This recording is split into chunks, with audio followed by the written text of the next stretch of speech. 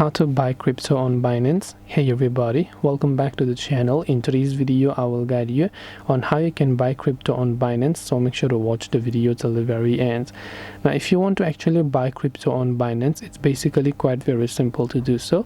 All you have to do is go ahead and then first of all launch a Binance application, and this is actually the kind of interface that you'll see. Now from here, what you actually need to do is make sure you have got enough balance to buy Bitcoin or any crypto that you want to buy. Then right over here you can see this little yellow option. Tap on that option and here you'll find an option that says buy. So you can tap on the buy option here. As you do that, you'll be able to see a list of all the crypto, and obviously the most expensive one is Bitcoin here. So depending on which one you want to buy, just select how much amount you want to pay for a certain amount of Bitcoin. So if I select 1000 USD or any other currencies, for that amount I will get 0.0142800 of amount of Bitcoin. So that's the amount of Bitcoin I can get.